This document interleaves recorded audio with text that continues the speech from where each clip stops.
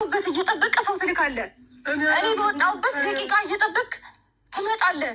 ባለፈው እኔ በሌለሁበት ልጅ ነው ወሰድክ። አንተ ነህ። ከአንተ ውጭ ማንም ሊያደርጉ አይችልም። ገባ አይደለ? አንተ የልብ ልብ ስለሰጣቸው በልጅ ላይ የፈለኩት ነገር የማድረግ መብት አለኝ ብለህ ስለምታውቅ እኮ ስለተነገረኝ እኮ ነው ቀጥታ አንተ ጋር የመጣሁት። እህት ነች ወሰደችው፣ ልጄን እህት ነች ወሰደችው።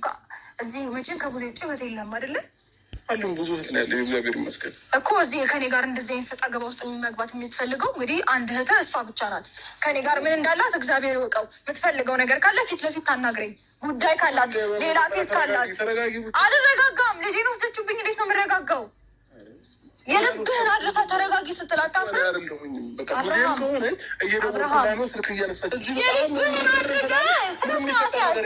ስርዓት ያዝ።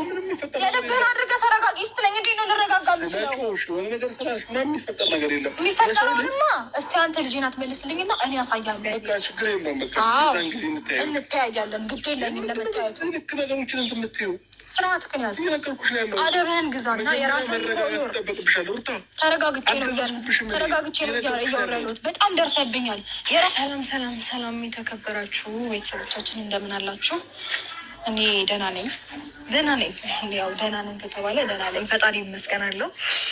ያው ዛሬ በድጋሚ መጥቻለሁኝ። ትንሽ ኮንፊውዝድ ሆኛለሁ። ተረጋግቼ ለማውራት ሞክራለሁ። ማለት ልጄን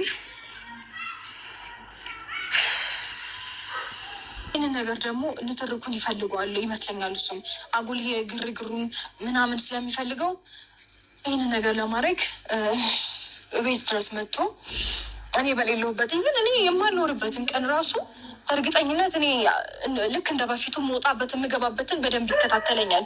ለዛ ነው እኔ የሌለሁበትን ቀን ጠብቆ ጓደኞቹ የሚልከው፣ እኔ የሌለሁበትን ቀን ጠብቆ የሚመጣው ቤት ድረስ፣ እኔ የሌለሁበትን ቀን ጠብቆ ሆቶ ልጄስ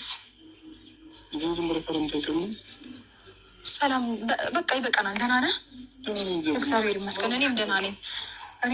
አሁን ግን ልጅ እፈልገዋለሁ። ልጅ ቤት የወሰዳችሁት? አቤት።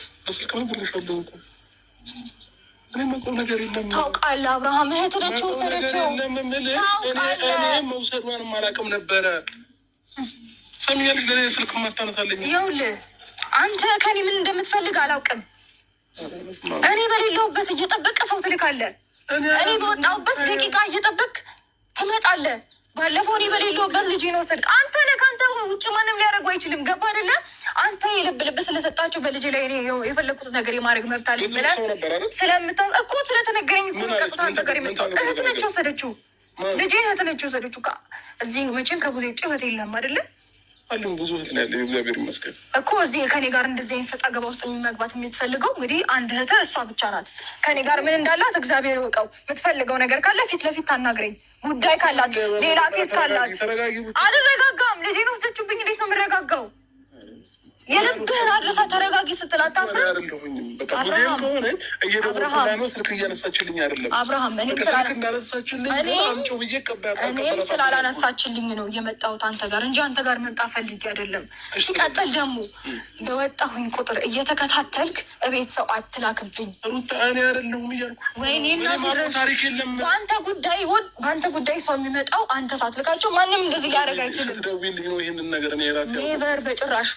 ኢቨን ጓደኞች ራሱ በሌለውበት ቤት